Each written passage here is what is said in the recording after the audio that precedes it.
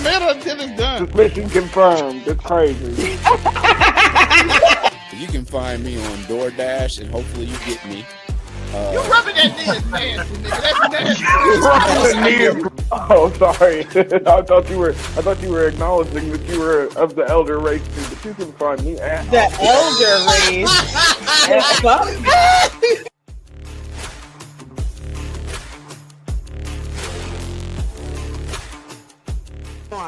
It's giving me everything I need. When Cyclops said, "Give them the forecast," I got wet.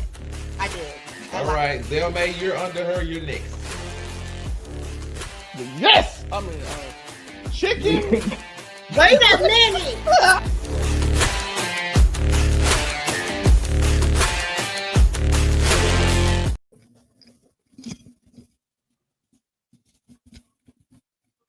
Hey. Hello. Hi. What's that? Monray. Make it. What's good, everybody? It's your boy, Unico Williams. It's another episode of Make It Make Sense, the podcast, and we out here. We got suspended animation in time. Monray. Yo, I love this face. Like he's so angry. Our distinguished host is so taken aback, taken up front, taken aside by this year's NBA season. But you already know, I guess this is the overall 99 takeover. Zelmay, the CEO, what's good? How you doing today, baby? It's your boy Laugh Zell. Make looking cute, looking clean, looking sexy. Keep it 99. Buy the merch all over the overall 99. Keep it 99 channel. We done had so many names. Keep it 99.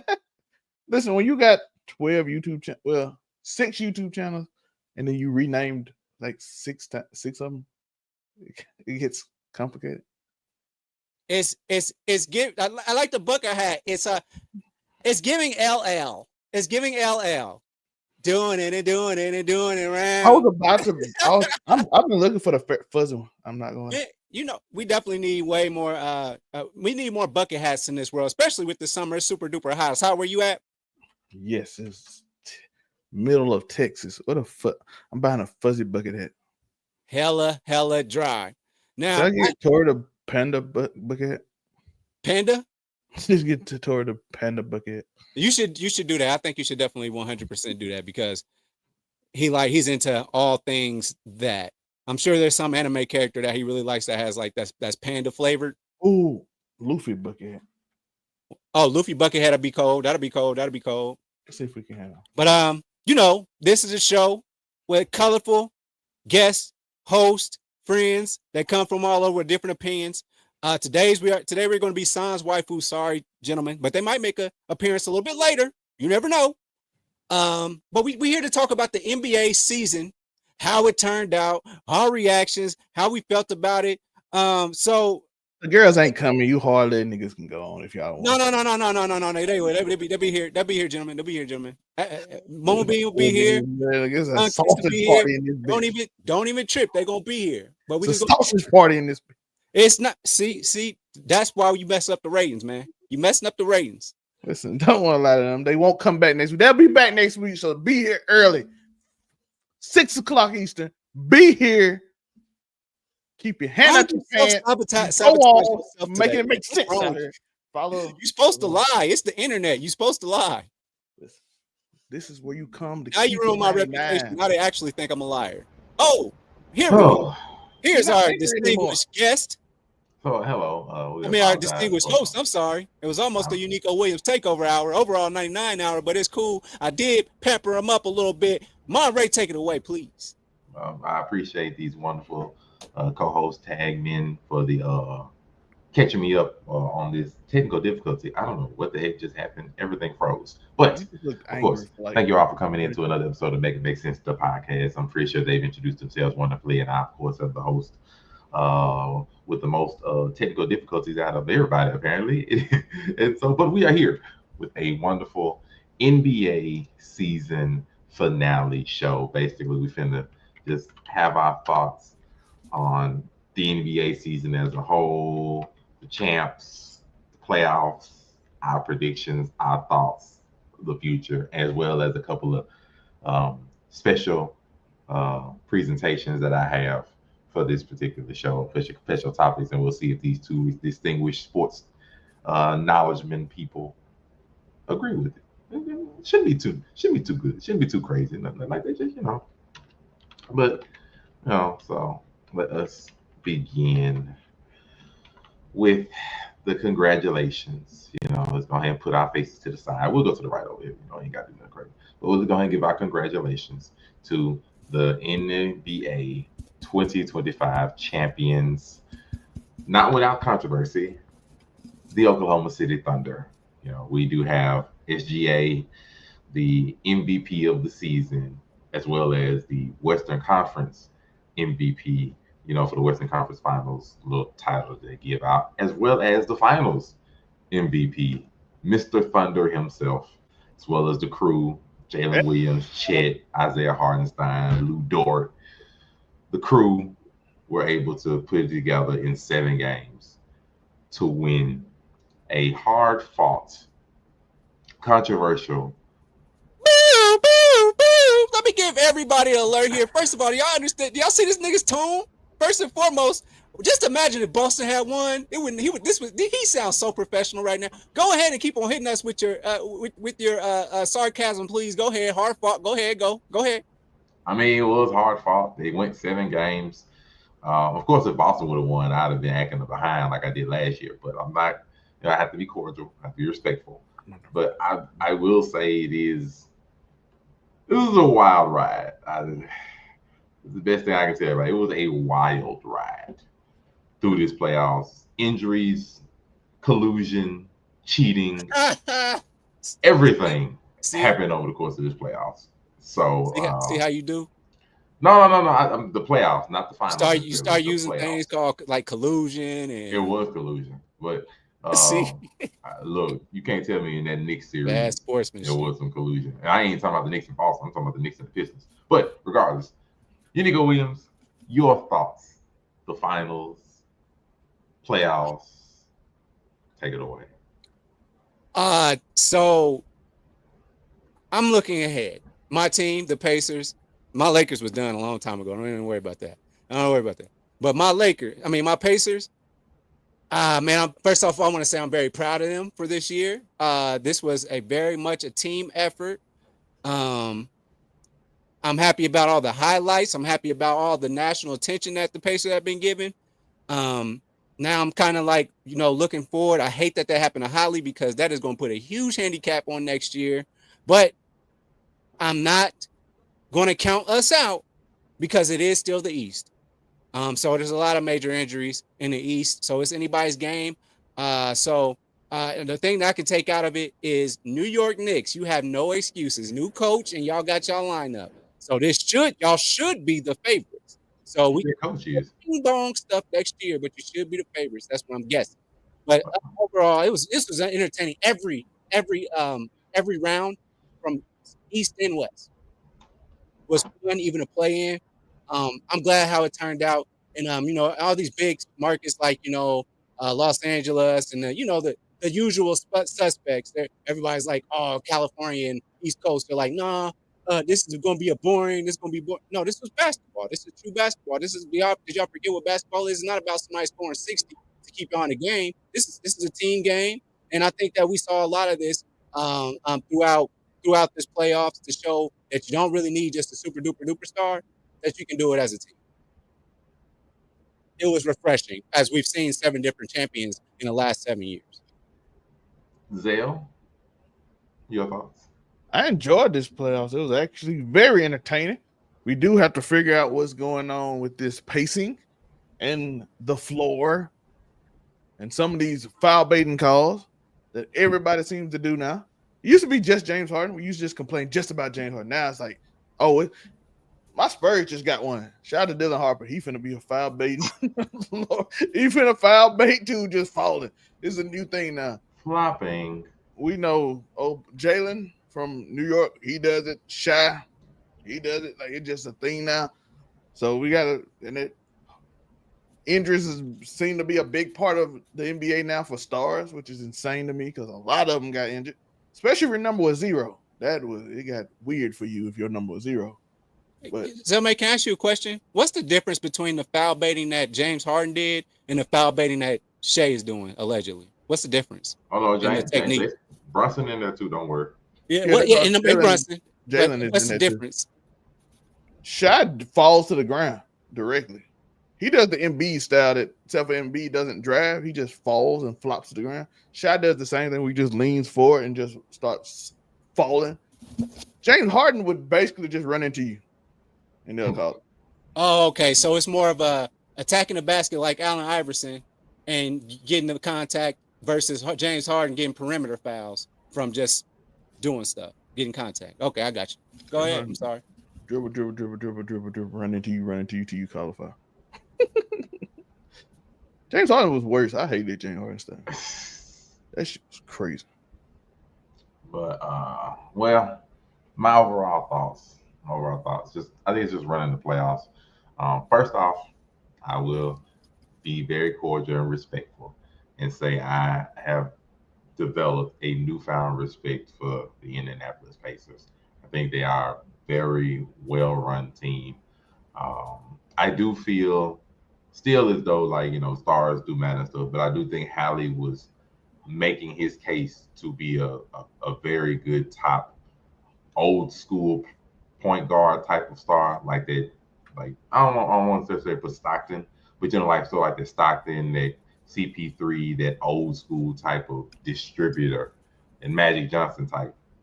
And he was making his case for that, especially with a lot of the clutch shots he was able to show up with that. So my hat's off to the Pacers. I give them a lot of respect, a lot of credit for just being a well-balanced machine. I really do give that. So I just wanted to start off with that, because I know me and like a whole bunch of other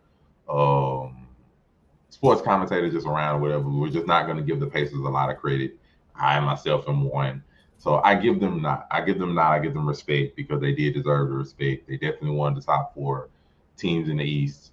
They deserved it. So I give them a lot of respect for that. And just realistically speaking, if Hallie hadn't got hurt, I'm just gonna say this right now. If Hallie got not hurt, there's no telling if OKC would have pulled that game out. It's just gonna be fair. There was no telling if they were gonna pull that out if Hallie didn't get hurt. Because Hallie was hot. He had 3 threes, it was like 3 or 5, but it was an unfortunate situation. But there was just no telling how that was gonna go. So I don't even think OKC is gonna sit there and just be like, yeah, we hadn't bet. Nah. I refuse to sit there. The games I watched, I know y'all did, but it is what it is. And so it's really unfortunate. Going forward, I'm just gonna be real. The East is cooked. They are cooked next year.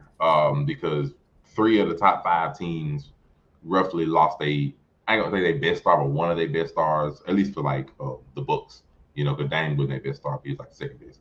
Dame hurt Achilles, Hallie hurt Achilles, Tatum hurt Achilles. That's 3 of the top 5 teams in the East straight up, and then all that's left is the Knicks, which already have shown that they are faulty, and Cleveland, who I don't even know what they're going to look like next year because they're already making moves, possibly to let go of Garland, picking up the boy Lonzo Ball. Hopefully he's healthy, but so the East might just be cooked next year, possibly. Orlando, that Desmond Bain pick looking real smooth right now. I'm not lying. Streets calling him 3 Rex. Desmond Bain might just he the only one that got to defend now because everybody only got one player. I mean, he ain't looking like right now. It might be between the Orlando Magic and the Cleveland Cavaliers, which is wild to say, considering who are the last 2 NBA champions with the last 2 Eastern. So the Knicks aren't the number 1 seed, TR? Heck no. Really? No. Like they Desmond Bain. Orlando main problem was they didn't have no defense. Now they just put Desmond Bain on one player because everybody else star players didn't got hurt. So you just had to put him on Brown. You had to put him on whoever, Giannis, and you put him on whoever. And then Paulo and the mother boys can just do what they do. I know that we'll have a season preview later on this year before the season starts. I know that. And things will change between it. But like right now, if I'm talking about teams as they currently are constructed with the injuries, Knicks look like the favorites. My reason for not picking the Knicks is just because I can't trust them. Like outside of their 2 main stars that can get their own shot respectively and stuff, like Brunson. Even though we all talk about Brunson foul baiting, like Brunson's still a monster. He's still a star. He can still score. Cat, even though we talk about him and how he be acting sometimes, especially on the defensive end, Cat's still a star. Cat can score. Their other trades they went for just had not panned out to be able to be people that can go and get you points when you need to, create their own shot when you need to. Miles, look, the Miles trade just was too much. The four first round draft picks was a horrible trade. We see it now. OG, was solid at points. It just wasn't going. So to me, I just don't trust them. I don't trust them. And shout out to Hicks. Like I said, they don't have a coach yet. Their coaching search has been all over the place. We thought they would just go for Michael Malone. They didn't do that. So I don't even know who their coach is going to be. And their team really, I don't know what kind of moves they can make to get really any better on the defensive end. But if your two main stars can't defend and they can't be on the court at the end of games, like we just saw Indianapolis, shred them. Like even though Cat had an injury, that doesn't change the fact that Cat still wasn't able to defend for most of the playoffs. So no, I don't trust them in a 7-game series to be able to pull it out against teams that are just more clutch than them. Let's just wait till we get a coach. Well, not we, but I'm let's gonna wait say it's kind of hard to pick a team we're going off the tip. We ain't even got a head coach. That's what I'm saying. Like I ain't never heard that shit. Oh, they ain't got a coach, but they're reaching out to people. They're reaching out to people that they know they're not going to get just so they can say, we tried. Hey, Rick Carlisle, you want to come coach? No, nigga, I was just in the finals. Jalen Brunson daddy gonna be their coach, and this gonna end up horrible. I'm hearing Ron Artest might be in the mix for that. Heard Gilbert Arena. He said he gonna turn it down though. Boy, so looking like Cleveland, who doesn't have much experience getting past the second round, at least this iteration, not the LeBron James. Cleveland, who don't have much experience getting past the second round. Even their star, right? D. Mitch ain't been past the second, right? Yeah, they don't have a lot of experience getting past the second round. You got them. You got the Orlando Magic, who's all new, who's all fresh. By the way, Carlo and Wagner will actually be healthy this season. Yeah, they're gonna be healthy, but are they keeping KCP?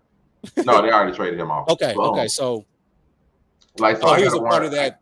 I gotta wonder about the Magic and one, their playmaking ability, two, their defensive ability, and three, their ability to actually give it.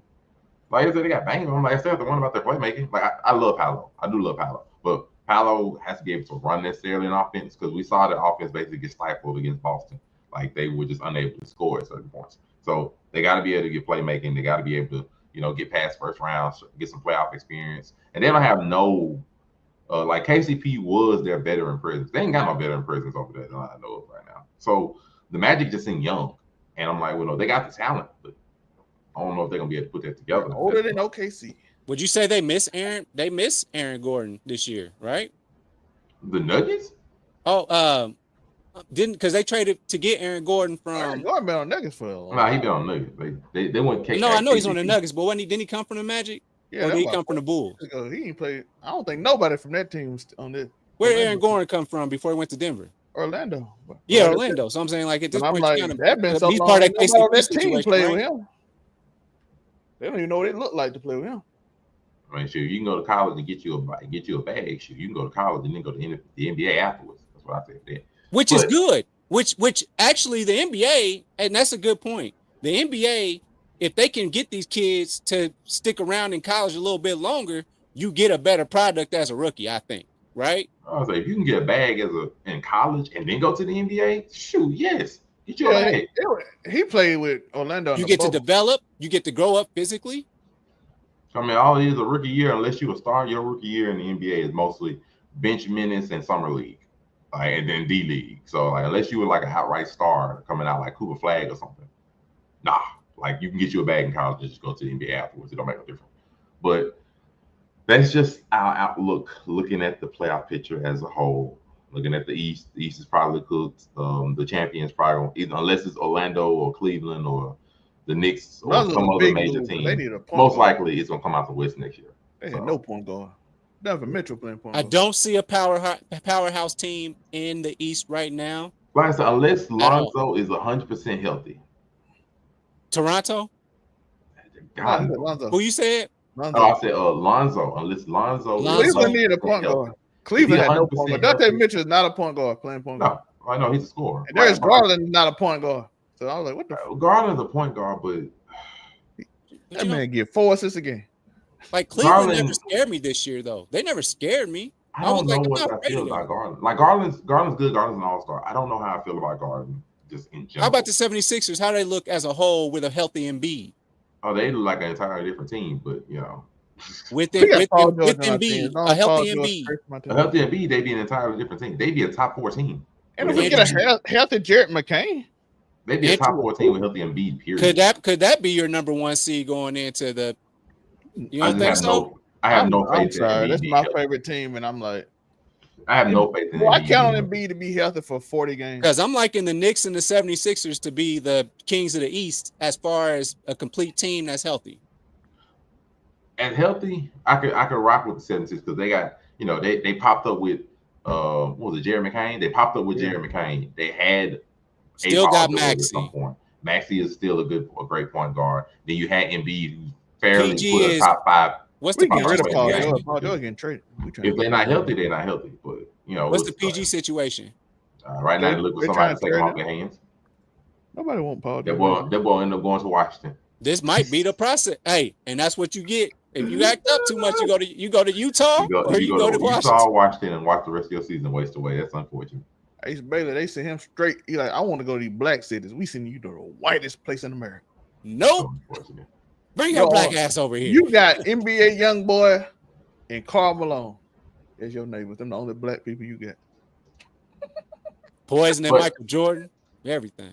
But time for me to go before we get into more outlooks or whatever for next year. Karl Round up Malone this wife, year. like, she's So- still like, he found a new one. She 14. I had a couple of ideas. My first idea is, Like you that, I know, hit it. I decided to re-rank the playoff seedings of 1 through 16, all 16 teams, on how they should have been ranked going into the playoffs versus how they were actually ranked going into the playoffs. As they are constructed with injuries or non-injuries. Basically, how they were constructed with injuries and if their injuries actually affected them at the point when they were playing.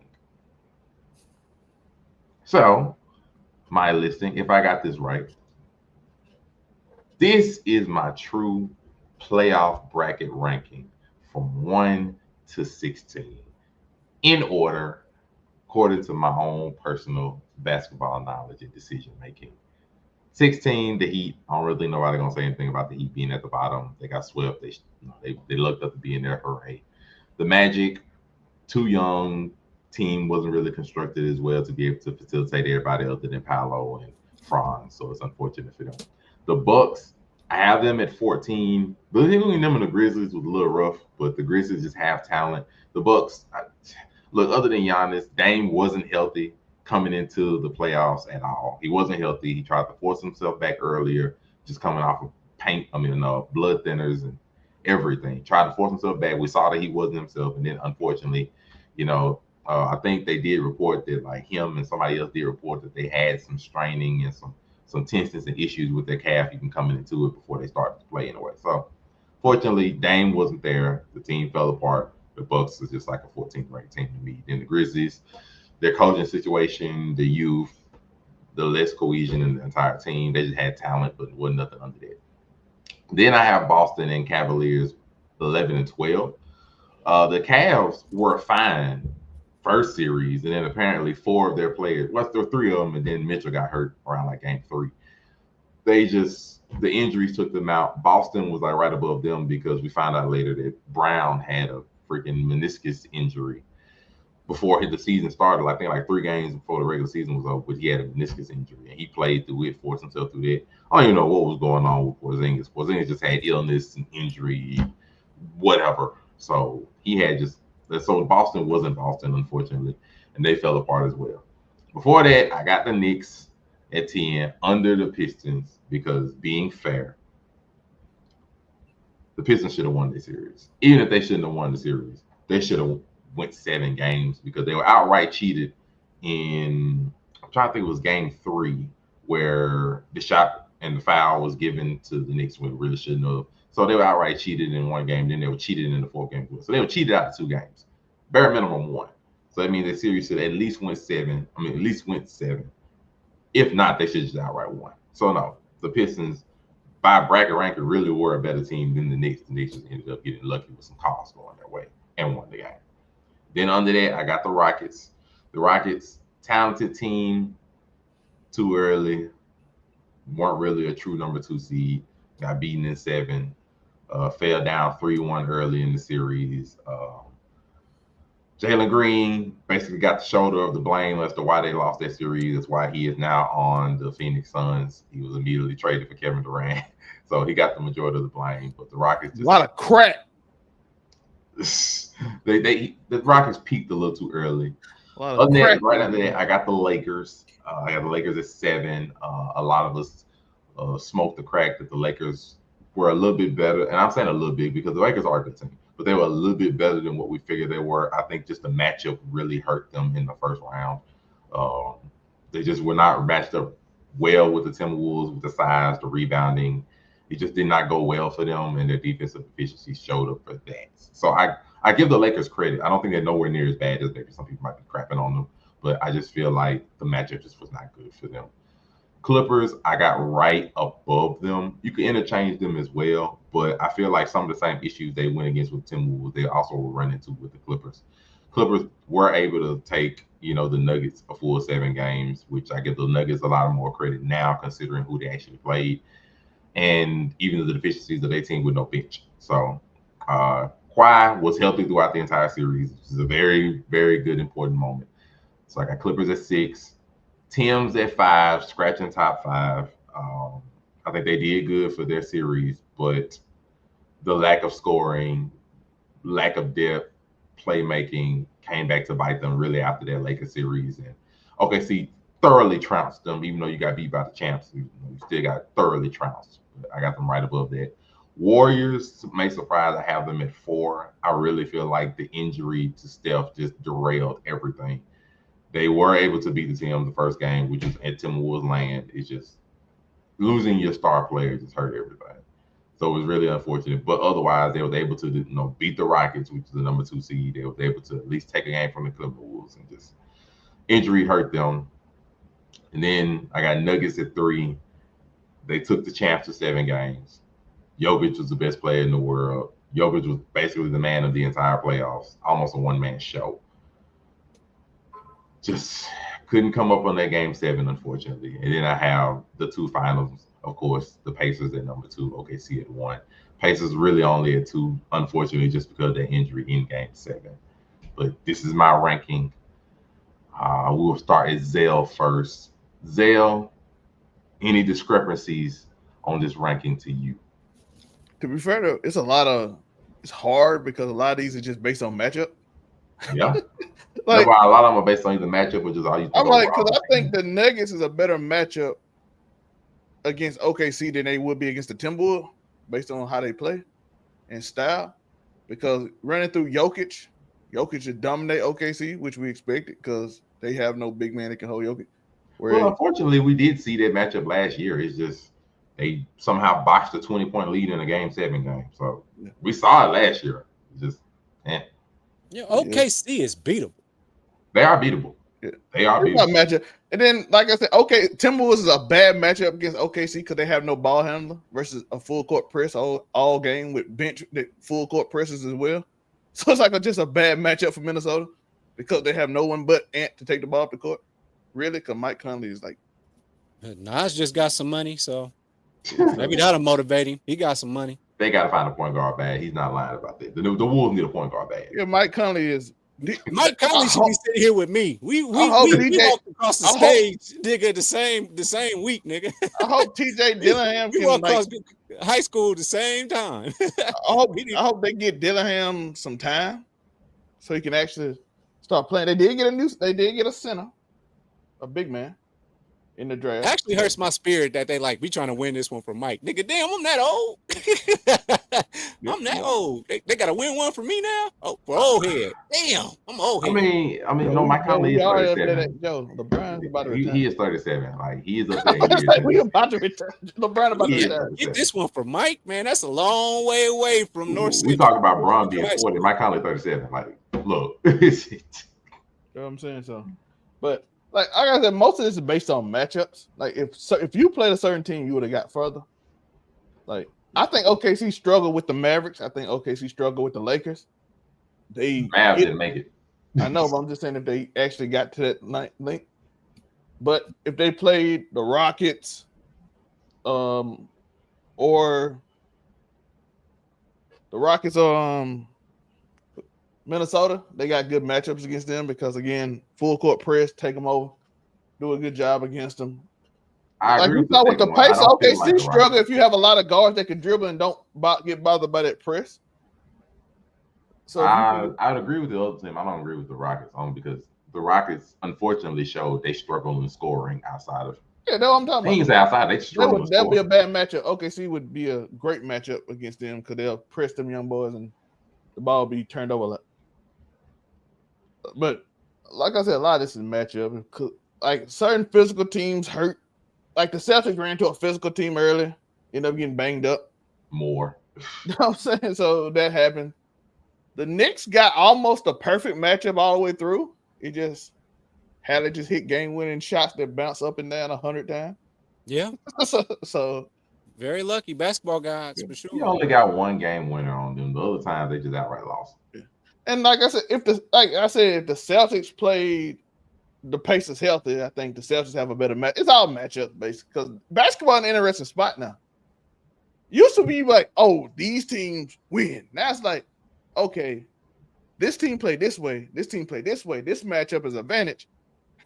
I'm like, that's because there's not a lot of super teams. Now it's just like, okay, now we just have teams, not super teams with 3 superstars put together and trying to do it. They got out of that family. Now it's like at best you got duos. You got a couple of stars. That's at best. At best you got a couple of star duos and people around. Duos. Most of them might got one. Most of this one really superstar and one all-star. Not even like 2 superstars no more. Most of them ain't got no superstars. Some of them just got stars and they making it work. Yeah, so it's more of a team game now because that CBA boy. If you put 2 superstars until you look like Phoenix. You look like Phoenix. You ain't got nobody on your roster. Phoenix just was not good. Man, that's got to be on their ownership, their management, everything. Phoenix was not good at putting together a team after, and I'm saying after their finals run. They just were not good at put together. You put Book and KD on the team. Everybody like, oh, you got it. Then you look at the rest of the roster. Like, who the f is that dude? Like they would have had it had they just kept Chris Paul and DeAndre Ayton and just got bench players under it. The one year they would have got fired, they got injured, and then just they broke it up after that for whatever. Like I don't know who though over that management or whatever. But just at this point, the Suns look like they have no idea what they're doing. Yeah, just to keep it, they look like they have no idea what they're doing. They get a first round draft pick, trade it immediately to go get Mark Williams, who you have to trust to be able to even pass, the physical. And it's like, okay, so now I have centers. You still have no point guard, which has been your main problem for like 5 years. They still have no point guard. And now they don't have KD, so now they just have Booker. It's like, what are y'all doing? It's Booker, Brooks, Jalen Green, and and they all play the same position. And Mark Williams. Then they what are y'all doing? Then they got 7 shooting guards and 4 centers. And not a single point guard, bro. It's like, what are they doing? I've never seen a roster constructed like this. What are you doing? They got Devin Booker to play point guard. I'm like, you're a point guard, you're a shooter. Like, we saw what happened when they had to do that in the playoffs, when it was him and Durant, and both of them had to score 35 to win a game. Like, but no. And now it ain't him. Now it's you, Jalen Green, who you have to hope can score consistently, because even in the regular season, he wasn't a consistent scorer of over 20 points. He would always have some botched games where he'd pop up with less than 10 for some reason. So now you have to hope he can score consistently, and now you have to hope Mark Williams can be healthy. What are you doing? Then they drafted a rookie center like right after they got Mark Williams, which confused me again. I was like, what are y'all doing? I'm like, do you just draft a center and then get a center? That's like, bro, why do y'all have a point guard? I don't. Nico Williams. Do you list ranking thing? I think, like, I hate to say it, because you're gonna have to come up with. You're gonna have to choose a side, right? And that side is. I think the Nuggets are too high as a team, and the other side of it is, or either Joker is really just looking at GOAT status. That's what I'm thinking, because he's rated. I think that team is ranked way too high for what their team looks like. I hate that because we're talking about the Denver Nuggets, not Joker. We're talking about the Denver Nuggets as a team. I love Russ. Sorry, bro. I'm scared of you in the last 4 minutes. You gonna do something amazing, Then you're gonna throw the ball away. That's what you've been doing. That's the calling card. Yes, you have game winners. I've seen all that, but more often than not, you scare me because you're gonna throw the ball away because you're moving too fast. I see that. But I don't want to put that on Russ because that's what they say the narrative is. As a whole, Michael Porter Jr. should be doing way better than what he should be. He should be averaging 25 to 30 points a game. I think that he's traded, bro. he should be based off his body type and his skill set. I mean, he should be averaging, I would say, a double-double, 100% in rebounds and points for sure because of his length and all that. He should be. So I believe that the Nuggets are a little too high based off of how the team is currently constructed. You got some stuff out of Christian Braun. That's cute.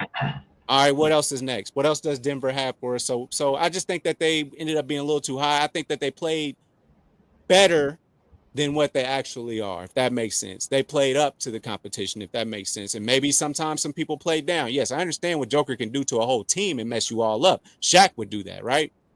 I'm in limbo about the Clippers a little bit. They're so weird. They're so weird. Like, you feel like they should be a top 3, but they're weird. And you don't know because, like, if you look at a score sheet, it looks like they should win every game. Like, you're looking at great stat line from Harden, great stat line from Kawhi, and then you're getting stuff from the others. So I don't understand how y'all keep losing. I don't get it. But the Clippers are so weird. They could win. I hate to say it. I mean, I don't know if Luka really made us better. So I'm okay with them at 7. I'm okay with them at 7. I think I actually would have preferred AD in these particular playoffs. I think I would have preferred him over Luka just throwing up stuff and then also giving away points. I think I would have preferred the AD aspect of things. Pistons and Rockets. I like how you have them. And those two teams should be in concert with OKC in regards to how the team is constructed, a whole bunch of youth, and that they really, really good. So it wouldn't surprise me if somebody was like OKC, Rockets, Pistons, in the sense, because I was over there talking about the Knicks. Maybe Detroit's the ones that make it to the Eastern Conference next year. They might be the ones. That's the team. Now, they haven't done anything yet, but it's there. It's right there, just like we said about OKC the last couple of years. The Rockets, we said that about them last year, that they're right there. They ended up being the number 2 seed this year. Right, yeah, they ended up being 2. Now they got KD, so I mean, just all you need. Ime Udoka, he was the difference, I would say, in Houston. And then we'll see what happens with this Kevin Durant thing. That's going to be I'm saying it's interesting. I'm bury y'all 6 feet deep in the league playing with it's just interesting. Now let me look at this as it's currently constructed. Now let's look at 13 through 16. 16, Heat doesn't even need to be in this conversation. I would have rather put the Bulls up there than the Heat as it's currently constructed. The Heat had no business even being in this conversation, but they were. Are the Magic that bad? I don't think so. I don't think they're worse than the Grizzlies. I don't think the Magic are worse than the Grizzlies. Like, to me, the problem that came with them, now this is before Bane got traded. Now that Bane's traded, you could argue the Magic are better. But prior to Bane being traded, the Magic was essentially a 2-man show. They were basically Franz, Paolo, that's it. Whatever they gave you is what they gave you. For the Grizzlies, I can at least say it was Ja, Triple J, and then Bane, whatever they gave you. And then just, the strapping of their team. So before that, it was just the Magic was just a 2-man show. And I'm like, well, I'll take one Giannis over them 2 stars probably. But, that's basically how I looked at it. And then I think my last little quote unquote nitpick is I gotta go with if you do decide to go the narrative with Joker and him making them that great, we got to give Giannis his flowers in regards to what he's done for the Bucks. Like, he's been everything. Even in that closeout game, I mean, he's just been dude's incredible. So I think you got to figure out a way to put him, like, if you're going to make an argument that Joker just made his team that much better, you got to say that about Giannis. And I think Giannis had less to work with. Yeah, I mean, Giannis does have less to work with. But I mean, currently as constructed, yes, Denver is above them, yes. But just like the Bucks, I mean, just Giannis versus Joker. I mean, if you end up just breaking it down level by level by level, and I'm really disappointed in Kyle Kuzma because I thought that he was going to be better than Tatum. I swear to God, I did. I thought he was going to be better than Tatum, and he's so disappointing year after year. I hate it. I thought that he was going to be that nigga. Maybe it's because I was Laker biased at the time, but I really thought that Kyle Kuzma was that guy. And for you to go to Washington, maybe they game plan for him. I don't know. Maybe the game plan for him every night. He only had to, but they game plan for Kobe, the game plan for Jordan, the game plan for so. That's my only nitpicks with it. I just think the Nuggets might be. I'm still a little worried about the Warriors a little bit. I'm not really sold on them to be that high either. Just merely because your guys are getting older. What are you without Steph? I mean, yes, you got some guys, but I mean, Kuminga, you won't even use him. You won't even use him. And then when you do use him, he's giving you 30. You don't know what you're getting out of Green, and it's not like he made his whole career off of being athletic. He made his career off of being very smart and doing this whole thing, but there was a degree of athleticism. So are you non-championship player talking about champions? That I mean, he talking good, but he got gray in his beard too, though. You know what I'm saying? So I want to say that you listen. It's and this ain't to Draymond or Scottie Pippen, but it's a lot of. No, I'll say who it's to. No, this ain't to them. I saw Eddie Jones from Phoenix tell Gilbert Arenas he ain't no champion. He needs to shut his mouth about Phoenix. I'm like, bro, Eddie Jones, I like you, my brother. Gilbert Arenas was a better player than you.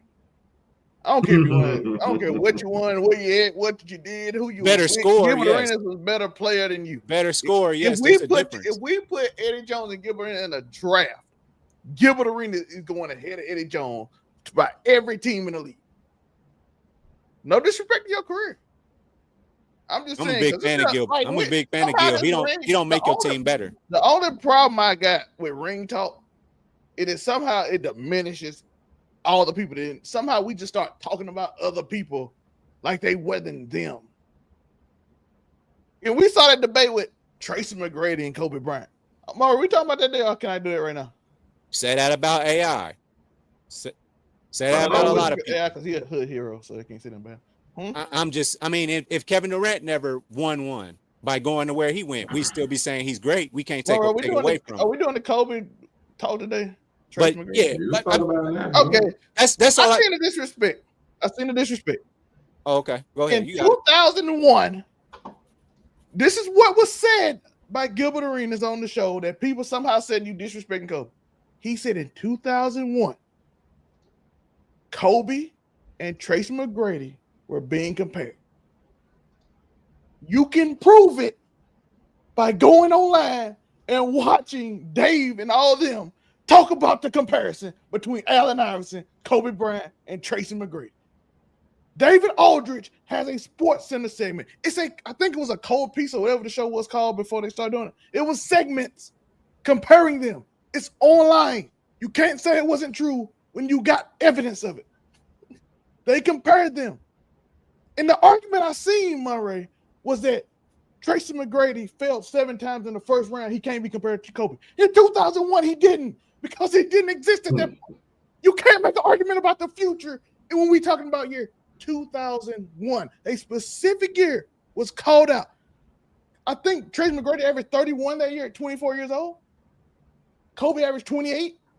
There was a comparison. I'm not talking about Tracy McGrady saying he would have won with Shaq or whatnot. I don't know about that. That's all fantasy. We cannot prove. But when y'all say you can't compare them in a year that they did compare them, you are just doing revisionist history and just trying to downplay how good Tracy McGrady was. Tracy McGrady, talent-wise, was Kevin Durant skill-wise before Kevin Durant. 02-03, he was 32 a game, and 03-04, he was 28 a game. That's what I'm saying. He was Durant. He was a freak of nature, tall scorer before anybody. Because people with a 45% scoring percentage, by the way, in those years. They say he's 6'9". Tracy McGrady 6'11". but they also say Kevin Durant 6'9", so they just lie. Like I said, it's Yeah. awful. Tracy McGrady was him. He career-wise, no, he's not Kobe. We're not putting him top 5 and nowhere near it. We talking about 2001. Why y'all have to disrespect, like saying that y'all said like it was like we comparing Kobe to throw up. Like y'all, how dare you compare Kobe Bryant and Tracy McGrady? And I'm like, what? Are we just gonna randomly diss Tracy McGrady like we all didn't like when we saw him hoop, we was excited to watch. Listen, if Tracy McGrady came to your town, you went and bought a fucking ticket. For comparison, in that 01-02, Kobe did, in fact, average the same amount as McGrady, 25 a game. The next year, 02-03, Kobe averaged 30, McGrady averaged 32. And then after that, 03-04, wait, I'm sorry. Wait, 03-04, he averaged 24 as Tracy averaged like 28. Also keep in mind that in the 01 and then the 02 season, he averaged 46% and then basically 47% in 02 for Kobe. But Tracy McGrady's been a consistent 45% shooter, but Kobe's been over 40% his whole career, 100%. So it's there. The argument is 100% there, and he actually outscored him in a couple of seasons. So, and I'm like, and at a efficient clip too. So the argument was to be had. And that's all I'm saying. Like, why are we diminishing this man? And that's somebody with 3 rings, by the way. You know what I'm saying? And it was compared because they're like, well, if Tracy played with Shaq, if Vince Carter played with Shaq, if Allen Iverson played with Shaq, people did it. Kobe blew that out the window later. But at that time, it's not like it's something crazy. Like, it gets weird when we start just disrespecting people in a weird way. Like, they wasn't actually good. I even kind of did it with Eddie Jones because I felt like he was just talking crazy. But I made sure to say Eddie Jones was still him. But the fact still is. I mean, everybody in the league picking Gilbert Arenas over Eddie Jones if you had a choice. The thing about it, like, people get caught up, and like especially some of the fans nowadays that don't really focus in on context. You know, when you look at the context of you comparing them for a year or two versus you trying to compare their entire career. No, people don't really look at the context and they just look at the accolades and rings, quote unquote, and all that kind of stuff. Even though like Kobe went, was like 7-8 years before he got his 4th ring. Like, and they look at it now like in the first round, like most of them here. Yeah, like they lose a lot of context when you're just looking at the accolades, but you ain't trying to look at the player or the context of people or the stats or the moment or the teams and the makeup of everything in the league. No, they don't look at none of that. They look at Tracy McGrady. Oh, Tracy McGrady don't deserve to be compared at all and all that kind of stuff. Yeah, we got players on top 100 lists that ain't got nothing but just, let me not even go on that top 100 list. But like just things like that. Davis had a Klay Thompson in the top 75 list, which makes Gil point. Everybody arguing with Gil, and I'm like, I agree with Gil. You look at the rings and the accolades without the context of like who was the bus driver during them rings or them times. Or, they don't look at a lot of that kind of stuff. They're just like, okay, we just look at like, oh crap, Kobe got 5 rings. Kobe wasn't the bus driver for dang near half of them. But we ain't gonna talk about that part. We just look at a lot of circumstances. Oh, like you said, Klay Thompson was here. Klay Thompson was known as Game 6 Klay. We also know Klay was not the guy on that team. Dame is ahead of Klay. Dame only has one more All-Star game and one more All-NBA than Klay. That's it. One more and 3 rings. Like that didn't be a discussion you have. Like if you had a team and you were starting the team, would you want prime Dame or prime Klay Thompson? That's the discussion you need to have. Because you got some nastiness of prime Dame could drop 50 on you in a heartbeat. Oh, yeah, he could too. With no thoughts twice about it. Dame was a sharpshooter. Dame is, we ain't talking about he is good as Klay, as good as Steph, necessarily, but those were the ones that made the 3-point line a thing of the past half the time because they shooting from half court with no problem. Dame is a monster, but people forget, just because he was on the Trailblazers, a team that sucked for the most part of 20 years. They forget the fact that Dame was a monster. But then you look at Klay Thompson. Yeah, he's a multi-time champion, but Klay was known for like being a sharpshooter at specific moments, and also like was their best defensive man on a lot of times on that Warriors team. Barring like Iggy and a couple other moments, he was a good defender. He was like a hot potato person that could get hot at specific moments. But consistently, no, not necessarily, no. But that discussion you can have versus people like, okay, T-Mac don't deserve to be discussed when T-Mac was averaging over 30. Look at the players averaging over 30 He now. was like 22 averaging over Just 30. last year, it SGA. was like every guard in the league was averaging over 30 Every for like 18 SGA, games. SGA average, if I'm wrong, I might be a little wrong, like a percentage. SGA averaged 31 points a game last year. Hallie was averaging 37 at one point in the year. No, I'm talking about SGA. Was doing 38. It was crazy. No, Trace McGrady was averaging 30 at like 22. Mind you, SGA averaged 31 points a game last year and was the MVP. We got multiple of those back in the late 90s, early 2000s. But we look at it now, like, oh, you averaging 30, you're amazing. Man, please.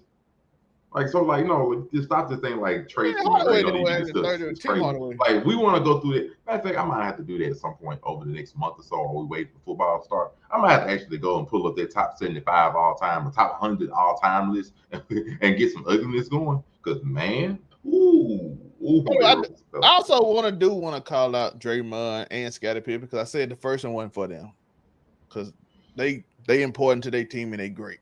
Yes, like it's more. Sometimes y'all talk from privilege and y'all be talking crazy to people like that like sitting up there telling like, this sound like a non-champion talking to me, bro. You were blessed. You were blessed your whole career, sir.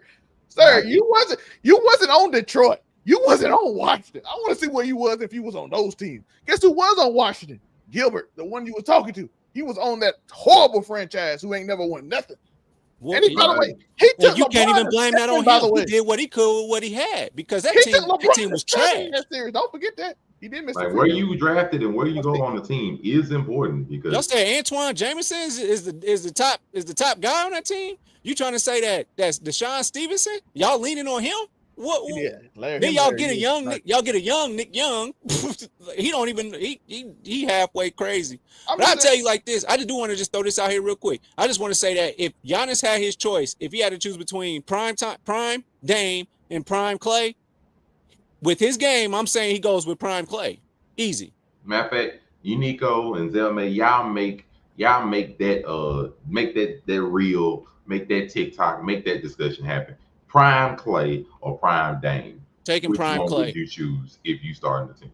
Or it don't matter if you starting the team. You got a team. You want a team. Starting from scratch. Prime Clay, prime Dame. I want you to understand that rings and discussion of rings and champions and all that. You know, let that come out in the forefront because that's gonna come out. Oh, well, Clay got 3 rings. Yeah, Clay got 3 rings. Clay was also blessed on the team that he was on. But Draymond and Scottie, I do want to say this again. Y'all was on a team with 2 top 10 players ever in history. Gil and them wasn't. So when you like, this sound like non-champions talking to me. I mean, because can we agree that Klay Thompson? I'm like, they never played with a Larry Hughes was. That should be that elitist. Larry Hughes. Larry Hughes was the best player with Gilbert Arenas. Your best player was Stephen Clay. That'd be that elitist mentality, just to be honest. If it's stuff like that, like non-champions talking to me, just because you're not a champion don't mean you don't have a point. But unfortunately, a lot of that elitist mentality, and it's not just in players, it's also in fans, where it's like, oh, okay, if you're a champion, you're more important. Not necessarily. Like, no. Like nowadays, especially as we've seen in the last 7 years, where it's a different champion every year, it's a lot harder to get even 1 ring, let alone multiple. Well, for 25 years of our life, 6 players dominated rings. We all like Jordan, Kobe, Duncan, 25 years of our life. No, they got 5 people. Oh yeah, Jordan, Kobe, LeBron, Duncan, Steph, and who the last one? That's like what generational players? No, he's saying over the last 25 years, basically 6 players dominated rings. Shaq, Kobe, Tim. Oh, okay, Shaq. Shaq was over my thing because it's Shaq, Kobe, Tim Duncan, LeBron, Jordan. And notice how you didn't say nobody else. Notice how you didn't say nothing else about no other Spurs either. Because we had that discussion too. We don't know how y'all don't say no other Spurs but Tim Duncan. Y'all never say Tony Parker. Y'all never say Ginobili. Nobody says that. I mean, yeah, they got rings too, but to me, that's the same thing as you saying with Clay. Not you necessarily, but like the same thing people say with Clay. It's like, yeah, I could mention Klay Thompson being on. They got 2 other rings too. I could mention, Tony Parker got 4. Tony Parker also got a Finals MVP too. People don't want to talk about that part either. Like I can talk about Tony Parker. I can talk about Andre Iguodala got 2 rings and a Finals MVP. I don't want to bring up stuff like that because we know like their stats and the other parts of their game don't necessarily equate to the championship pedigree. Anybody finna walk out here and be like, oh, Andre Iguodala got a Finals MVP and 2 or 3 rings, and he better than let me see somebody, and he better than SGA necessarily. Anybody finna bust out here and say that bull crap? No, but what a top 10 player of all time, Tim Duncan. I'm just saying, I understand certain people have championships that don't make them better. Like anybody finna bust out here and be like, Matt Barnes is better than Devin Booker. Anybody saying Matt Barnes got a ring? Kobe won every championship he had with Derek Fisher. Ain't never won without him. That's crazy. Matt Barnes, that's got a ring too. Anybody being bust out that bull crap and be like Matt Barnes is better than Dame or some bullshit. Man, please. Like I understand, I honor championships, but I also honor championships and how they were won versus necessarily great players that may not just had the opportunity or couldn't capitalize on some of the moments. Or the greatest shooting duo of all time. You don't know nothing about championship. But I bet y'all want Clay over Middleton, right? Yeah, you would probably see. Because Middleton was a big part of that championship run for sure. Like that's also me saying that I would prefer Chris Middleton over CP3. Over who? Over CP3. I ain't that crazy. Chris Paul. No, prime Chris Middleton or prime Chris Paul. Yeah, Chris Middleton got a ring. Chris Paul don't. I ain't stupid. Yeah, you're right. This championship. By the way, I'm the same caliber of player. I would rather have Clay than for that video. Y'all know who number 30 is on best player of all time? Who? Wade. Y'all know who D-Wade? Yes, y'all know who number 29 is? Who? Chris Paul. And I disagree with that like a muff. I said if I gotta disagree with that top 100 list, I promise it's gonna be ugly. I need to know all the point guards ahead of Chris Paul and all the shooting guards ahead of D-Wade. Because D-Wade is a top. Jordan and Kobe. Shooting guard is gonna be a bunch of them. Shooting guard is gonna be is probably the hardest argument to have, I think, because you're thinking about probably 10 guys that got an argument in shooting guard, right? Let me think. I'm looking for because you got Dominique Wilkins, Michael Jordan, Jordan, about the Kobe, ESPN 75 anniversary team, right? Yeah, you could go with that. It's somebody. It's a ranking thing. Where they had the big ass program. Gary Lucas on this. Let's go with that top 100. And how many shooting guards are ahead of D-Wade? Well, no, the NBA didn't rank them necessarily though. They added it was because it was on TNT, right? So that's a group that affiliated. It was on TNT when they had that program, so that's affiliated. Well, no, ESPN did rank the NBA's team. The ESPN did rank them. Which one we going with? Where they had the big ceremony where Jordan came out last and everybody was like, "Oh my God," or like when they had that big program? ESPN ranked them. Let's see what would this? Yeah, ESPN ranked them because you said yeah, you got Chris Paul ahead of D-Wade. Yep. Okay, I'm gonna take a look. I'll do the point guards. Cause then you're gonna have that debate about Isaiah Thomas versus Chris Paul. I already know this stuff finna go down, bro. It's gonna get ugly. The only shooting guard I see Michael Jordan ahead, Kobe ahead. By the way, Steph Curry passed Durant now, but that was before the ring. Like this, the same thing. They got Dirk Nowitzki ahead of It's Giannis. only Kobe and Michael Jordan ahead of Dwayne Wade. That's it. No, they got Dirk ahead of Giannis, and I'm like, this is a lot of stuff we have to look at. Like, but this wasn't this list before the championship? No, it has a championship picture. Oh, this was the year they won a championship, huh? Because I had a championship picture. Oh, I had him MJ. Not for the year. This was back. I'm gonna go to the date that this was made. This was made or posted up in 2022. I had MJ. That's the year after, I think. Kobe, D-Wade as the top 3 shooting guards of all time, and you can argue for AI, but again, you might want to throw out that ring aspect. But I'm with. That's my top 3 shooting guards. That's how they had on the list. I think it's MJ, then Kobe. There's an argument there for me, honestly. I think that Kobe was better than Jordan due to the competition he played against. I think that you could put Kobe above Jordan. Against each other. You do know that, right? Huh?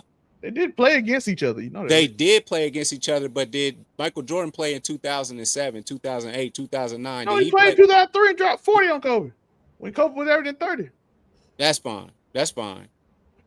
But I'm saying, do you Like, play? when you say that they play each other against Think of the weird shooting when you guards say that they come play. ahead, that's after this. Like, there's so many shooting guards right now that are at Jordan's level athletically and probably more skilled than Jordan right now. How is that not Who? true? We've had this Who? conversation before. Who? I think the Name only the shooting person guard that's right now. the Who only the best person shooting guard in the league right now?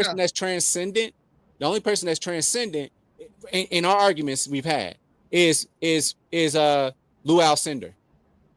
100%. Name the shooting guard.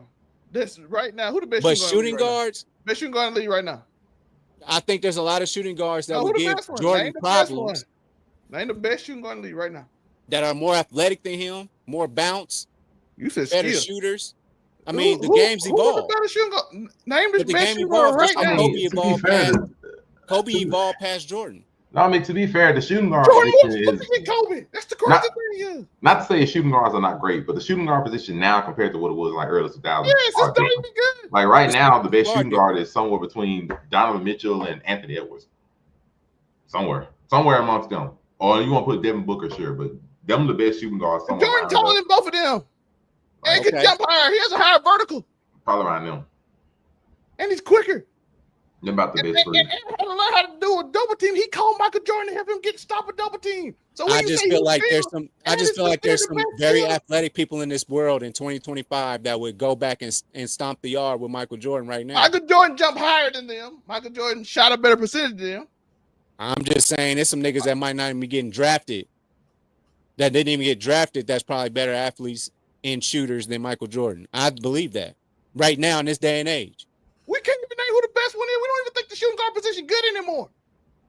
I will say that nobody brings up the shooting guard anymore. No, you're right. It's all It's weird. like I said, because the shooting guards are not the primary scoring Yeah, so great you threat got, that they more used to be. different- And it's It's not the just wing. because like other positions and people have just evolved and play like that. Like there are scoring point guards now that take up a lot of star power compared to what it used to be in like early 2000s, late 90s, and all that kind of stuff. So like that example, or like wing is scoring a position. centers or small forwards or power forwards even. Like the top five, quote unquote, the top 5 players in the game that most people genuinely agree right now are the top 5. None of them are shooting guards. Like you look Right. at Luka, Three. Joker, Greek Freak, SGA. Them top 4 ain't none of them shooting guards. You're right. 5th one, you can put whoever you want for the 5th one. And you don't even want to And call no, Giannis a you center. are- You don't even want to consider call that him a we- center and because he's really not. No, Giannis is a power forward. He's not a center. And the only person you consider in that group, and Ant called Two, Michael he's Jordan a to help him he's a with the double 2-3 team. tweener. And ain't close to it. You know what I'm saying? By the way, we consider Ant the best shooting guard. And guess what? Between him and Donovan Mitchell, sure, somewhere in that area. Donovan Mitchell, guess what he did? He called Jordan to help him with his game. They called Jordan to help. So you can't I'm call just- him more I'm skill just- when they but- call him to help them. I'm just giving a nod to Kobe just because I know he played against some very athletic people because people got more athletic over the years. That's all I'm But saying. Jordan more athletic than Kobe. I will Huh? say one thing. Athletic does not mean better. That just means you're athletic. Like, perfect example. Russell Westbrook is one of the greatest athletic guards we've seen in history. Russell Westbrook is not better than a lot of these people. He's not better than Chris Paul. Like I said, you being athletic don't mean you better. It just means you're athletic. I'm just saying it'd be tougher to play against somebody that's very athletic like that. Like, you know what I'm saying? Like, imagine a tenacious Russell Westbrook guarding a Jordan. I think that would be a tough. That would be a tough matchup. Westbrook's never been that good of a guard. Kobe ahead of Jordan because Kobe became a clone of Jordan. He became literally a Jordan clone. No, he's saying like Russell Westbrook harder. Russell Westbrook hasn't been that good of a defensive man in his career. But He's athletic, sure, but he's never been that good of a Kobe don't got no all defensive? Is that what you said? No, I say he's never been that good of a defensive man in his career. Not to the point where he'll be an elite defender or hard to defend. No. He's been good. He's been solid. He hasn't been a defensive liability a lot of times. No, but he's athletic, but he's not been an amazing defender. He's never been an amazing defender. No. You being athletic don't make you a good defender. Like your knowledge of more or less He anything. couldn't move. He didn't know. Man, I just feel like Tony Allen ain't giving Michael Jordan fits. Tony Allen's a better defender. But I'm just saying, I'm saying that's the testament. That's a testament to how good these players have become evolving. That's what I'm They saying. never play. Players are evolving. They're I knowing can't the say that game because and they're Tony getting Allen's a better. better defender than the majority of these people in the league now. It ain't them defend. It ain't them evolving. It's just some people are just good at defense. And I'm telling you, But Kobe Tony didn't go Allen through going that straight gauntlet. in the Is that post. not a harder? Jordan posting them up every play. Every play he posting them up. I'm just Every saying. play. I just think that you probably got a tougher matchup in these years than you would have as far as matchups No, back in the the shooting guard 90s. position That's is a all I'm beat saying. down. And I think it only makes sense because humans evolve physically. Because they ain't never seen LeBron, and You LeBron say came out of that, but nowhere. I'm telling you, they played against each other. You're It's not like saying they that like 30 years apart. no, but that wasn't the game had not evolved quite yet. It was still running through the post. Wait, And through, 5 hold years on, hear me out. Was the NBA still not running through centers? We don't even talk about centers no more. That's not how the game is played anymore. Don't get to the center. We just mentioned two. That's When is but the future of the centers. league? No, that don't count. I'm saying the 90s and early 2000s was dominated by centers. If you ain't got no great big man, then you ain't shit. That's how it was back in the day. Am I right or am I wrong? That's how the game goes. You go Nowadays, you talk about centers, they don't give a damn. Nobody really. Joker's the only one, and he's a unicorn. He's a unicorn like Michael Jordan was a unicorn at that point in time. I don't think I was thinking about. I don't think that's 100% accurate. Like, yeah, there were some big men. I'm saying big men, not just center. Because they dominated like Duncan the league. was great. Duncan was great, and Shaq Ewing, was great. you had Ewing. All these teams had great bigs that made them Yeah, great. all of them had great Hakeem, bigs. The bigs were not necessarily. So some of them, yeah, like I thought the 2-year stretch, some of them were great, but there wasn't necessarily all that was to their team. They were great, but that wasn't all there was to you their team. put Devin Booker on Michael Jordan, he getting cooked. Man, I say the 90s and early 2000s, big men was still the big contract earners. I'm talking about who was winning. You talking about Jordan? Charles Barkley and I will give you. I'm saying like right? the late 90s to early 2000s, maybe like about a 6 They start year switching. stretch. That's when you start getting your Tracy McGrady's, Allen Iversons, and all them.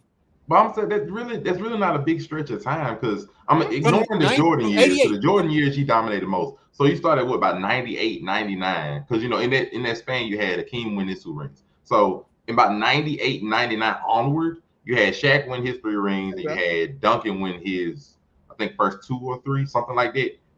But that's it though. Like a lot of other teams, like those were the main linchpins of their teams, but their teams weren't all just Shaq. Shaq dominated with 30. He wasn't the only thing there. Like, you had Kobe, you had Fisher, you had other people that was there that helped him. Duncan came in the league, but Duncan came into a beautiful team situation. With David Robinson. He came in a beautiful one. Beautiful. Yes, Lord. Yes, Lord. But he also had one for coaching, one for other players. So, like they had bigs that were linchpins of their team. But to say they were all, I don't think they necessarily were all. Man, 90s. Like we just got finished talking about, not to cut you off, we just got finished talking about Kobe and Tracy McGrady in 01 averaging 30. Like, I'm not going to necessarily just say that. That's when they started breaking in. That's what I'm saying. That's when the and Jordan played against Tracy McGrady and Kobe. That's when the shooting guard really became the shooter. Shooting guard was the most, everybody wanted to be the 2. But I was saying that's 2001. So it wasn't really a big dominating thing of big men if they were there in 2001 averaging 30. So I'm like, to me, I don't think the big men necessarily they dominated in like championship aspects and a couple of them, but they wasn't it. I think the big men finna dominate that. But did they not start talking about shooting guards until basically Jordan came in, and then basically all he had to go against was Wilkins every now and then. That's the only shooting guard comparisons they were. Hold on, hear me, and Clyde. Them 3 was the shooting guards that they were talking about at the time. So Jordan was the evolution of that position.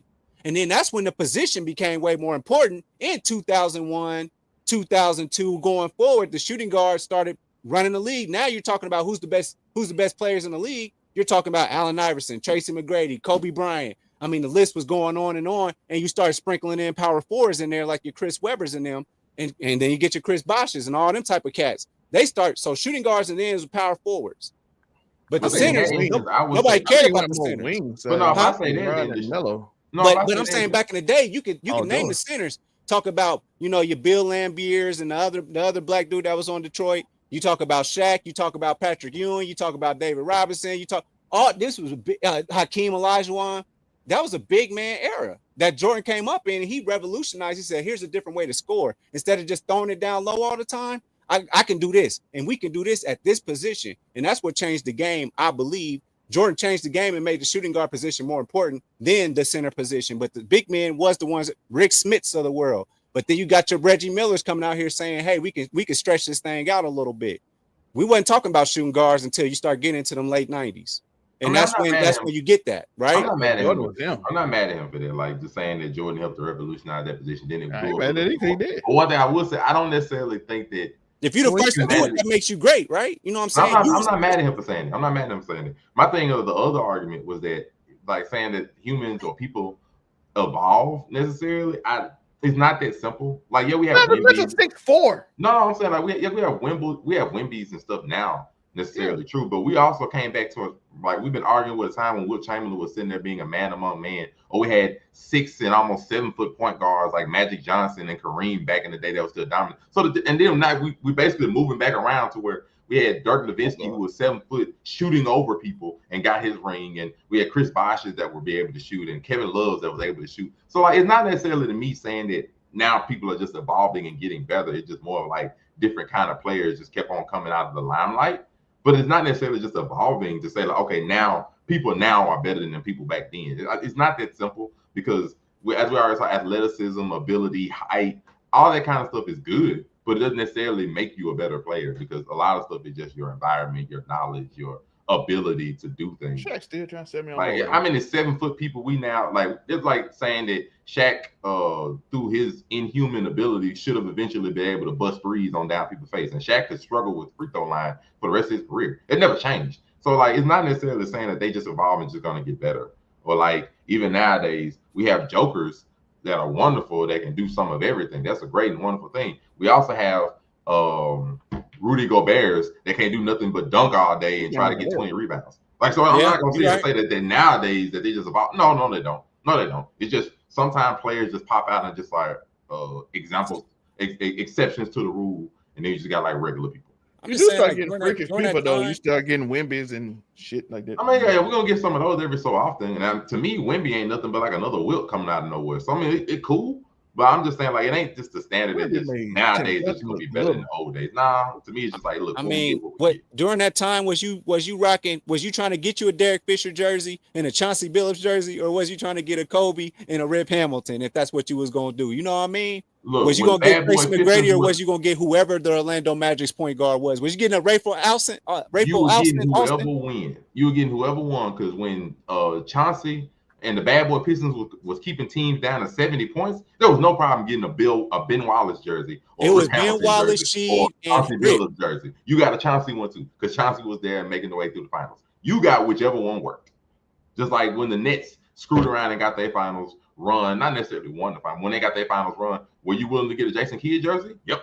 You sure would, because they were winning. They were rocking with it and everything. Just like you got a Vince Carter jersey, and Vince Carter never touched the finals like that. But it's like, I get it. Like, you know, yeah, I'd have the Jason Kidd jersey out of the Nets for sure. Universe Galaxy, I see you. We'd have to set that up because I don't invite nobody now. But when I do the other sports show, I got no problem inviting people. Definitely that. I would say message to Overall 99 Media, because I don't know if I'm a message mine necessarily. I know he has ways to reach him. So possibly Zell may put something in the chat if he can reach you to see if I get on the show or a panel. We can talk about some sports stuff. Because we might have to talk about the fandoms of people when we bring up the top 75 at least. That might get it. But I ain't ignoring you. I just have to get that out first. No, but we don't do that on this show. We just be so involved. I'm sorry. I ain't know you. I know I have to finish the I'm my bad. It ain't never like that. It's all love over here. Period. My bad, bro. I'm always for the Universe Galaxy and people talking because fandoms are horrible. Like we can talk about different fandoms of Kobe fandoms, LeBron fandoms, Steph fandoms, KD, anti-fandoms. It's a few of them, and then the Jordan fandoms. I got no problem with it. We just talked about elitist mentality when it came to fans and players. I have no problem talking about some of that stuff. But why are Jordan fans the word? It is a lot of horrible Jordan fans, but I say it's some of these fandoms are wild. But most I've found out most fan bases are just crazy. Zelma, did you put? Zelma put something in the chat. He'll do something. I gotta get to it. Somebody to be reached, but otherwise, we will finish with this last option, this last thing. So, throughout the first half of the league in the season, I had something that was called Fraud List, Fraud Watch, the fraud teams of the league. Oh, yeah, in my channel. What channel? And now we are at the last hurrah. It's time for the top 5 frauds of the 24-25 NBA season. I did not forget that. We will keep it going. And my personal list, the top 5 fraud teams of the 2025 season. Honorable mention to the Mavericks and / NBA for their collusion to move Luka over to the Lakers to try to make more sales and everything happen. A shout out go to them, the Mavericks, of course, but they fell apart with injury and things of that nature. Otherwise, we would have seen what actually would have happened with that team. But they get the honorable mention. They still were frauds. They just cheated, and now they got Cooper Flag, and we'll see what happens next year and the year after. But number 5, I have the Rockets. Rockets, number 2 overall seed, looking defensively dominant. On to learn that Jalen Green might have been a liar, and they were not able to score consecutively in 7 games, and they flamed out early to a Warriors team that people did not have a lot on their radar. Jimmy Butler, late trade, and they were a bit humiliated there, and were forced to make drastic changes. Trade for Kevin Durant, blame everything on Jalen Green. They get to be the number 5 slot for my thing there. Then I got the Timberwolves at number 4. Timberwolves. Look, this is really on everybody that's trying to push Anthony Edwards to be the next Michael Jordan. Look, I'm sorry, it ain't happening right now. That's not him. He's not Jordan. Not right now. Nah, the team ain't there. After they beat the Lakers, it was like, oh, okay, this team might do something. They got smoked by OKC.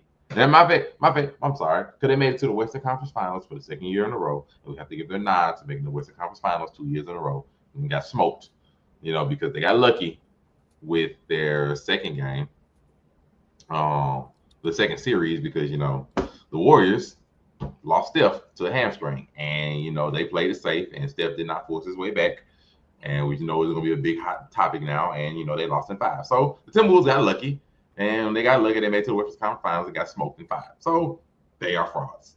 Then we have the Lakers. I do respect the Lakers. I do think they're a good team. It's just the media and all of us bought into the hype of the Lakers with the Luka trade, and they were going on great streaks of wins and made it to the number 3 overall seed, avoided home court disadvantage in home court for the first run, and we all bought into it. We all said, myself included, we all thought that the Lakers might make the finals on their first time with Luka being there and everything, and we smoked that good old LA smoke, and we were all humbled that the Lakers just ran into an ugly matchup and got humiliated. And Luka was exposed as a bad defender, like we already knew he was. And it didn't look good. It did not look good at all. Austin Reeves didn't have the 20 points average that he usually has like that. It just didn't look good. Number 2, we have the 76ers. Look, preseason, early season, this time last year after the Paul George trade went through, everybody was like, the Sixers have the perfect team. They had the 3 spots locked up. They had Maxey. They had a top 5 player in Embiid. They had one of the best 2-way players in Paul George. They had pieces. They had a squad that fit together perfectly, that wasn't going to dominate like that.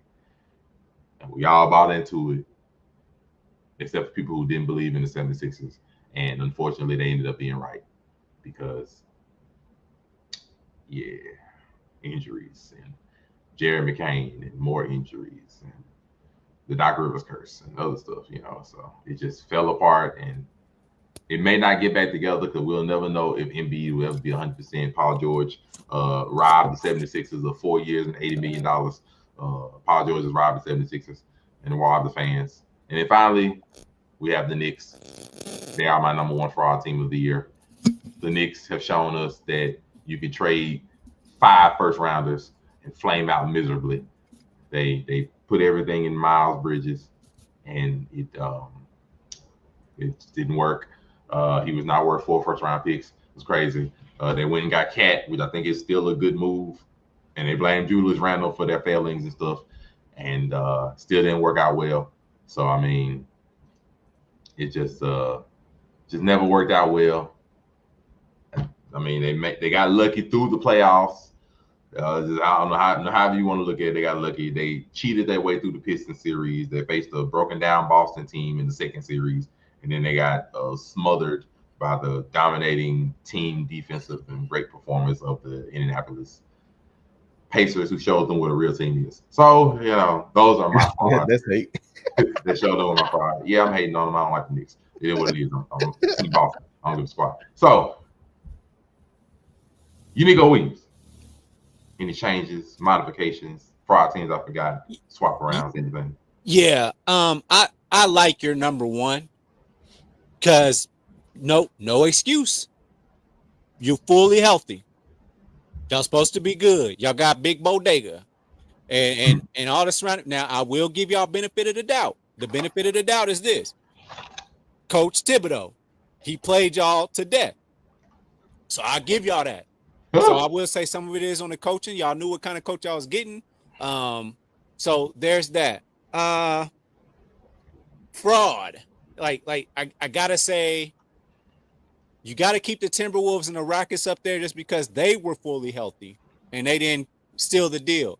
I'm not saying I necessarily believed in the Timberwolves like that, but Well, it was a 6-7 seed, right? 6. yeah. They were 6 seed. I'm just not. I don't know. I wasn't really like Ant's good, but I just didn't believe in that team like that. So that's where but they were healthy, so they belong in this fraud conversation as well. There's a lot of teams that could have been in that conversation, but they got hit with injuries, so it's kind of hard to really judge them because you want to say the Cavs, but what if they was fully healthy? I can't. That's hard for me to say that about them. I mean, having 3 people injured after the first series is horrid. Like that's 3 tough. people were hurt, and then the last one got hurt after game 3. So it's just like considering and thinking about these injuries, like Knicks is king of the hill fraud. Like at this point, the only reason I throw 76ers in there is because like I don't even want to because who are y'all? Who are I don't even know if you're a fraud because I ain't see y'all play. Like I don't know what's going on. Can I get Maxey, Embiid? Nobody complaining about nothing. NPG, nobody saying I heard this, I heard that. Morale's just bad, and blah blah blah. No, I don't. Can I get a full season of them? I can't call them frauds yet. I think we got what, like, was it 7, 8 games with all 3 of them on the court? I think we got 7 or 8 games with them in 82 game season, bro. I want to sneak the Clippers in this conversation. You got Kawhi, you got James Harden, you got a lot of surrounding pieces. Y'all supposed to beat the Nuggets, I believe, in this particular situation, right? I don't know. Like I think that series was one of the few, like the first round series that people really couldn't call, that they all knew was going 7.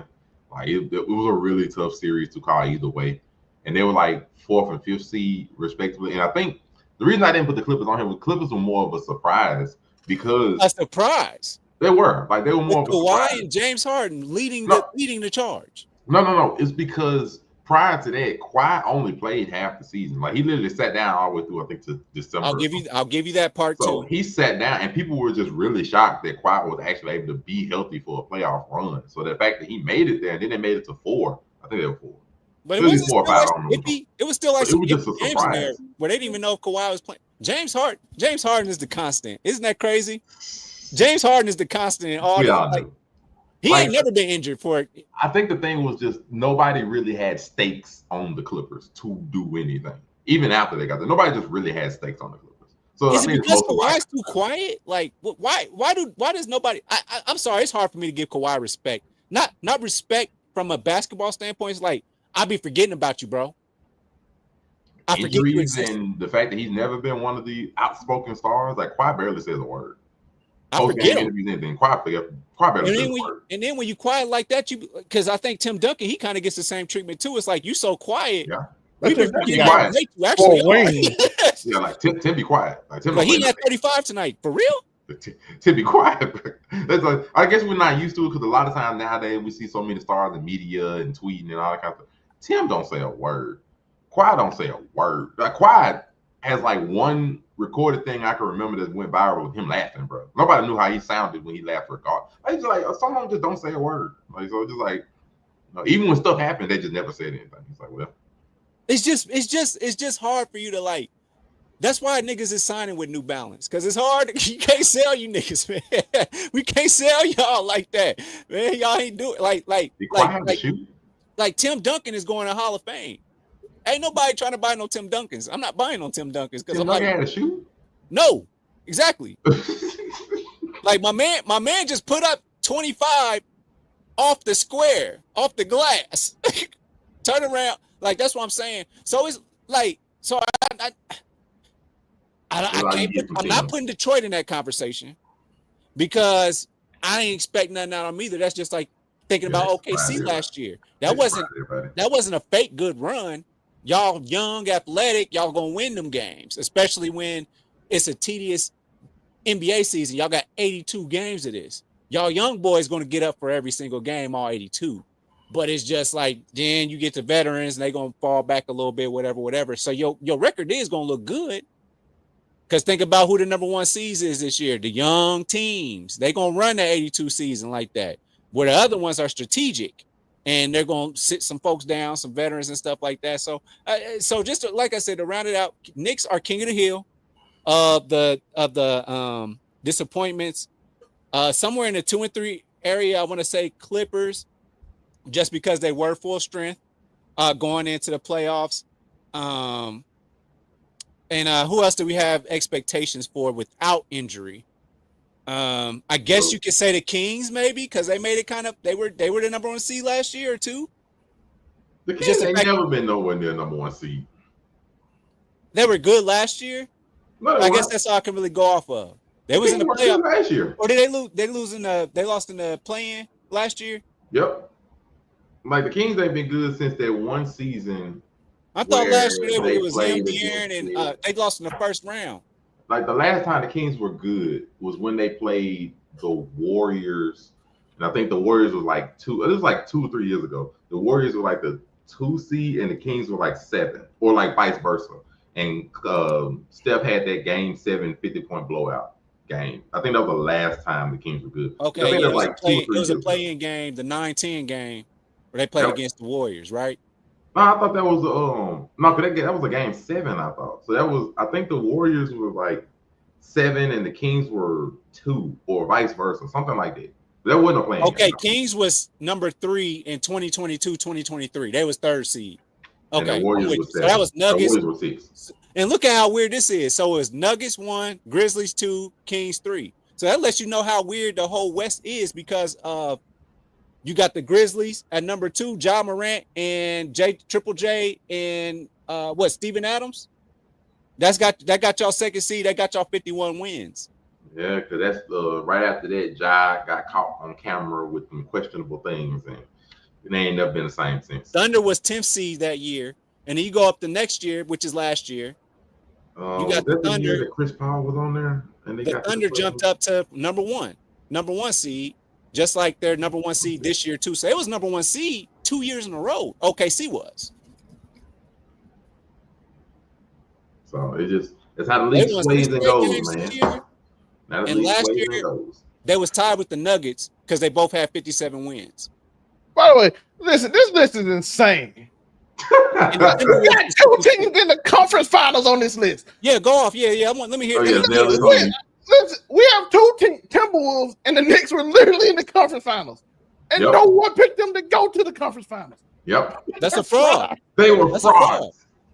They were frauds. That's a fraud. I give him money right because he hates the Knicks. No, the Knicks had stakes. Stop acting like the Knicks didn't have. The Knicks after they made them trades, the Knicks had stakes to at least get to the 2nd round. And then after they got to the 2nd round, they got past Boston. What was everybody saying? Finals in Madison Square Garden. The finals is automatic in Knicks land. Everybody said that. The Knicks had stakes. They had stakes. The Knicks had stakes. You're gonna not do that to me. The Knicks had stakes. like OKC would have lost. We'd have been shocked if OKC lost to the Pacers. Knicks had The stakes. Knicks lost to the Pacers. We like, all right. Generational frauds, Okay. you might say. The Knicks had stakes. The The Knicks had Timberwolves stakes, especially was after they got past a Boston. and Everybody, made oh, this is the Knicks' year. Finals. Knicks Everybody had a had better the Knicks Knicks year. had a better team than the Wolves. They're like, oh, this is the Knicks' year. The Knicks got past Knicks had a Boston. better- That's the only one they don't They worry went about. This is the 7 Knicks' games year. before The Knicks, the the same Knicks finals. that was being shown and previewed on WWE channels with freaking Brunson and Halliburton. No, you're not gonna act like the Knicks didn't have stakes. The Knicks had stakes, They did. especially after they got And they past went Boston. almost got to the finals. They ain't almost get to the finals. They got two beaten in games 5. 7. They got beaten in 5. They ain't almost get there. They got beaten in 5. There Then wasn't the no almost. Timberwolves was a 6 seed. We picked them to lose to Golden State in the first round, and They they didn't made even the get to conference Golden finals. State. They played the Lakers, and everybody thought Well, the Lakers were going to beat them in we 5. And picked them up. afterwards, They was what supposed to happened? lose to This the is Lakers, this is Ant's coming out party. Ant then finally got to another one. This is coming out Bro, party. He can do listen, all of it. Who picked the Look. Timberwolves to beat the Lakers in that series? Nobody did. That's the point. Exactly. They did. And then afterwards, what happened? Oh shoot! This Ant coming out party. They want They Ant to didn't beat beat this Golden person, State. this person, this person, this person. They had stakes after, but they're Then only they 4. lost to To OKC, be and fair, no they're one only was 4. shocked. To be fair, they're No only one 4. was They're not higher, surprised but at they were all. frauds. No one was shocked they lost to OKC, the number 1 seed. No, we weren't shocked in. but they were 76ers frauds. could be number 1 because that's my favorite team. Listen, Daryl Morey and Paul George did this to us. The Lakers lost in the first round to the Timberwolves. They number 2. Houston is a 2 seed. That was They're number competitive. 3. That was a competitive matchup. That was a competitive matchup. They lost in It 5. came down to the wire. They made fun. Ant walking down the street telling y'all lost in 5. Anybody could have won that series. It was anybody's series. The Rockets were a 2 seed and they lost in the first round. Those two belong there. So We're what playing team the do you conference want to replace championship from the team. even though the Knicks gonna be on there? What team would you replace from the Knicks then? We're playing the conference championship teams who we're not shot lost in the conference championship on a fraud list. Everybody is shocked the Knicks lost in 5. Don't do that. Who was shocked? Who had Indianapolis beating the Knicks? We're gonna go to the final. No, answer that question. Who We picked had- Indianapolis over the Knicks? Basketball. Not you, Nico. Not you, who Nico. You know Nico had Indianapolis basketball, from the who beginning. watch basketball for I'm what not it counting is. Nico because Nico had Indianapolis from the beginning. So I'm not counting him. He one of the few. He picked Indianapolis. Who had the Knicks losing to Indianapolis when that matchup was made? Who? When Hallie hit the Who? first game, the game was No. over. When that matchup was made, as I said, who had the Knicks losing? You on the right track. Everybody in You their on the right mama track, had Zimmerman. finals You on and the right Madison track. If we Square went off the Garden. beginning, who would have picked the Knicks? to Everybody beat in their mama had Knicks winning that easily series and was already planning final tickets in Madison Square Garden. Everybody in their mama was. You'd have been a fool. It's because Everybody in their mama was. Even they You said better- what does that he equal? wanted to That win. He equals picked him to stakes. win just because he wanted it in New That York. equals stakes. Everybody figured after they No, beat everyone- Boston, that was all the they needed to idiots get in to. New York. They just wanted to stay at home. They had stakes. Not to mention, what's one of the biggest and most toxic franchises that we found out? The New York Knicks. They had They stakes. did hit Wyndham. They had stakes. They did it. You're not gonna fight your way out of the one. They are frauds. They the one that made 4 first round picks for freaking Miles Bridges, and it didn't work well. They frauds. You put them ahead of the Lakers, who lost in the first round. The Rockets, who lost in the first round. The 76ers, who was projected to be a top 3 team, who won 20-something games. Nope. Ain't no fraud in them because they didn't have a team. I'm keep on telling you. They didn't have a. We want to see the whole team on display. My bad. They Mikal can't Bridges, be- not Miles. Mikal You Bridges. act like, We When can't is put Paul them in. George We not can't put them hurt? as frauds. by the way, when is Embiid not hurt? They're my favorite team. When are they not Like, hurt? you telling me they are trying to deal out Mikal Bridges now? They traded Okay. 4 first round picks Yeah, for this man. that's This right. man is getting shopped around now. We can talk about McCain. They are frauds. He, They are frauds. we can call him a fraud. That man, and what team is he on? The same one with the top 2 stars that can't play defense, and one of them is a huge foul baiter. Frauds. Can check guard Cat. Can he guard him? Let's start doing it. Let's go from the matchup. Let's start with Cat. Who would be guarding Cat in this situation? Would be Chet, right? No, it'd And, probably be Isaiah. and, To be fair, probably Hartenstein Isaiah. It'd be Isaiah. is Chet would help, but it'd be Isaiah. on paper. You taking Cat, right? Yeah, on paper. Okay, I get SGA, and I believe No, that we talking Brunson, about if we were drafting, who we taking? No, he's just talking about like matchup right there to play. Oh. SGA versus Brunson Oh, that's They SGA they all would day. cancel each other out, right? No, that's SGA all Cancel, day. hell no. That's SGA all day. That's SGA easily. That's SGA all day. Brunson's SGA not is giving a you better. 30. Brunson's not No, giving you 30 and SGA put, is a better We don't care what defender. he give you. because they're SGA both can't do fouling shit. people out. So let's get Hardenstein But out no, of there. that's the problem. No, that's the problem. SGA is a better defender and can give you 30. Brunson can't defend like that. Brunson, That's the they problem. hide Brunson. Brunson can't defend like that. They hide him. SGA can defend and still give you 30. We haven't said Lou Dort one time this whole Lou Dort better than by the Mikal way. Bridges. So I'm gonna give you that. I'll give you that. Okay, I'll give you who that. got Mikal Bridges? Who we pick? No, you probably want to put Lou on. That's so bad to say. A man was traded for 4 first-round picks, and all of a sudden we got Lou Dort over him. Golly, bro. Jalen Williams. yeah, We picking Jalen Williams over. Lou Dort has been mentioned 3 times You this ain't whole right. I'm picking podcast. for the Jalen last Williams over 60 OG seconds. Anunoby. You dang skippy I am. So Cat the only one that got a possible win in matchup. Yeah, basically. You know what I'm saying? I mean, but with Because then it'd be with like Brunson- what Mitchell Robinson against Chet Holmgren. Yeah, it's Chet win. Yeah. it's. I mean, I'm saying on paper, it kind of looks like the Knicks on paper. What? What position they winning outside of Cat? And Cat don't get in foul trouble, so he gonna fall out. On paper, SGA is better than Brunson. And he's a better No. defender than Brunson. I think it's a you got to start doing the cancel out things, and then also the other things. Where's the MVP? And the other things that Brunson can do to your team, which would be getting those other guys in foul trouble, because he's looking for the fouls too. In the Pacers matchup, nobody was looking for fouls, right? And any matchup that the Thunder have been in, they don't have foul trouble like that. Okay, I'm gonna say this. I'm gonna say this respectfully. Okay, I'm gonna say this respectfully because I get what he's saying a little bit. I'm gonna say this respectfully. SGA is better at getting fouls than Brunson is. Yes. And that's to make it look like actual basketball plays. Yes, like SGA has better. gotten. I think the game, like the first game ones of their Western Conference and Eastern Conference finals, we were talking about when we were talking the foul baiting became a problem. It was because SGA had like 12 free throws in 1 quarter. Like he can bait fouls better than Brunson can, and that's without like the head twitch that we all know Brunson's. But he ain't got to go that. Now he does bait, like he does fall over and all that kind of stuff. We ain't talking about that. But Brunson gets if those. I'm talking about damage, SGA can get 12 free throws in a quarter. Brunson ain't that good at it. Brunson, the NBA done caught on a little bit to that, but either way, Brunson used somebody else's hand to slap himself with it. That was crazy. Like the fact that SGA can do that, still score 30, and is a good defender. And he get 12 assists off. Brunson can't do all that. Brunson can't do all that. 12 assists off his 30, Murray.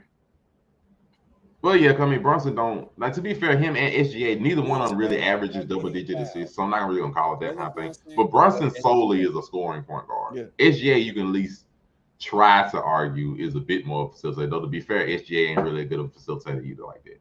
That's some of the reason why their offense stifled. Jalen Brunson has the edge. In what? And foul getting. Because he played all day, he don't get out. Oh, I'll give you that too. And I also will say that there was a lot of blowouts with OKC. I'll give you that too. Right. Now, if I'm also bring up the other point that OKC has a far better bench, is not close. Like, yeah, we can get somebody out. I'm gonna bring in Caruso, and that man finna be all on. He finna put 6 fouls on Brunson all day. Wiggins, You can just throw him there and be fine with it. And Caruso is an experienced defender. He ain't finna go off for the foul baiting necessarily. But I put Carson Caruso in there and be you got done with Carson Monroe. You got like so that's the problem with the Knicks. The Knicks don't have a bench. So no, sir, they do not have no edge in nothing. Other than like you said, center, because Cat, I do feel like Cat's gonna have the edge over Hardenstein or even Chet, whichever one you want to choose. But no, the rest of the team no.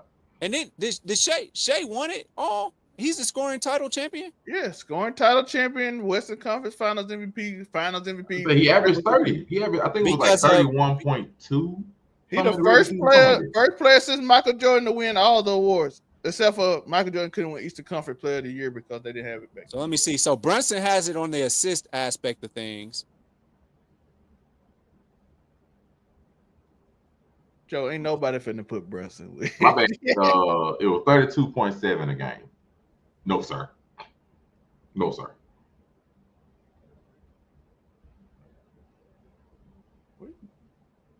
Yeah, it ain't close, Joe. I give Indianapolis respect. They pushed to 7. The Knicks, I don't think the Knicks would have went that far. Just because, like, defensively, they don't play nowhere near as good a defense. And so Hey, the y'all Pacers got a Okay. bench. play far better defense. Which we saw that. The Pacers play far better defense. So, no. Jalen Brunson would have been. So in fouls drawn, SGA edges out slightly in free throw attempts league wide. Yeah, because you're a foul merchant. He's a foul merchant. That's his name, unfortunately. He's falling straight to the ground. It's a slight edge, though. They said it's a slight edge. So there might be a free throw competition towards the end. But again, don't Brunson play like 8 minutes more a game? Probably. So I average more attempts on 8 less minutes a game. A game. I got more opportunities to foul. 58 minutes per game. Monday, real quick. How you feel? HGA averaged 34 minutes a game. Brunson minutes per game. So Jalen drew 36 fouls in the first round alone. And then throughout the playoffs, SGA drew 150. So that's 6.5. Hold on. This nigga got 150 points.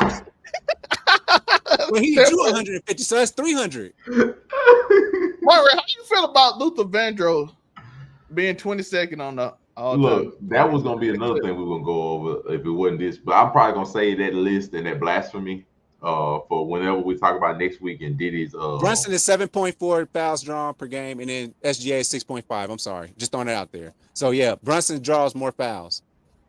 Okay, and in the 2024-25 postseason, SGA averaged 9.4 free throw attempts, and Jalen Brunson averaged 7.8.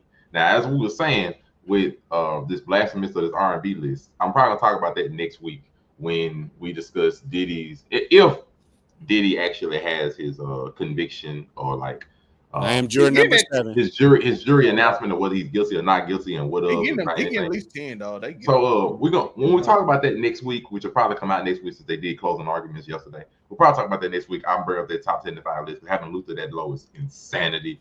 But don't even talk about that blasphemy. Talking about R&B singing. Man, ooh. Oh, did y'all see Acho championship list, by the way? How you do it? That Who little listens to division. Emmanuel Acho at this point? What the dumbest shit I ever seen. Acho be getting cooked, man. I think like these people listen to 5 teams, you won 2 rings, you get a 0.3 ring. Maybe he wasn't athletic enough. Like let me be fair to Acho. It's not that people don't listen to him, he does. It's just across media, he doesn't have as much respect anymore compared to what he used to. And I don't know what it was. It wasn't the snafu that he found himself with when talking about the Joy situation. So it wasn't that. He lost respect from people before the end. I don't even really know what it is. I don't know if it just takes or what.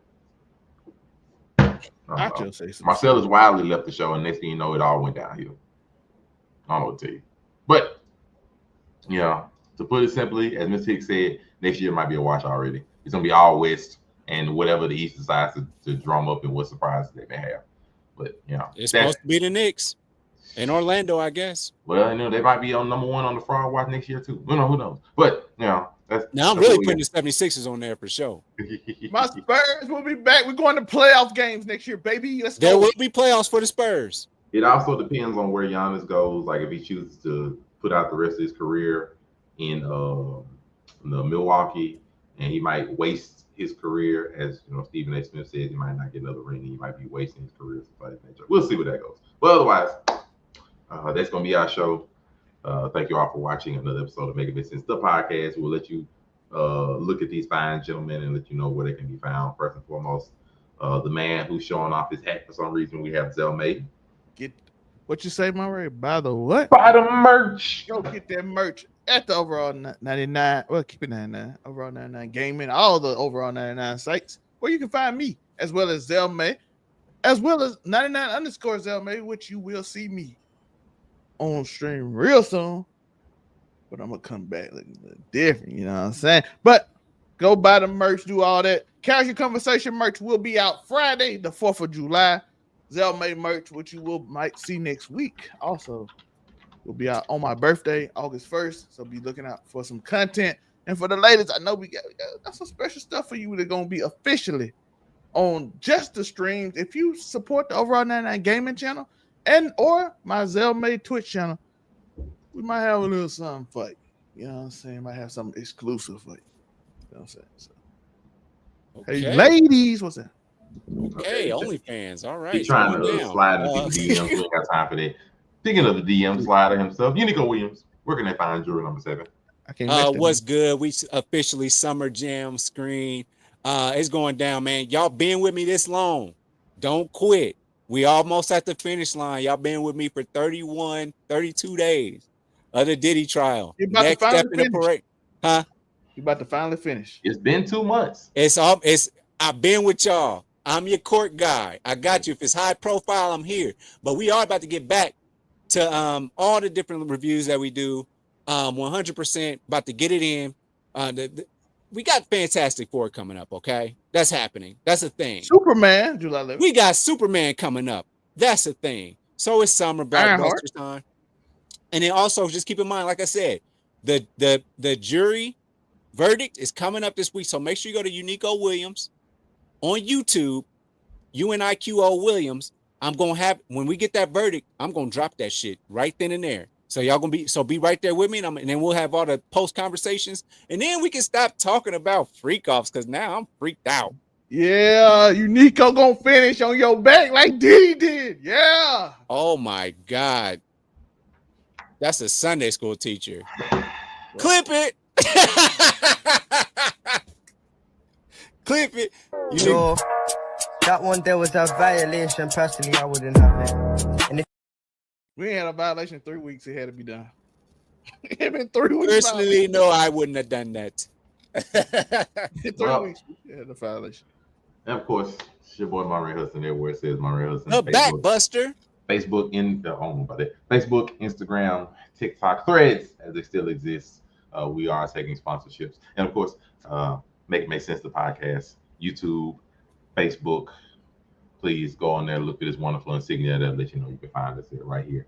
Every Saturday, most Saturdays, we'll be here letting you know what's going on in the world, discussing things, having fun, giving you a nice enjoyment for your daily time. We appreciate you all for watching. Remember, like, comment, subscribe to this page and all the wonderful pages of these wonderful brothers right here. We thank you all for watching another episode. We will be here next week to break down the Diddy and the destruction and whatever happens as a result of the announcement of guilty or not guilty in that case. We'll see if he gets off or he gets off. Either way, thank you all. It's looking good. It's looking good for the diddler. That's gonna be crazy. He did say he get off. He coming from his head. He might have to hunt down a few people, and I really hope that don't have to happen. But we'll see.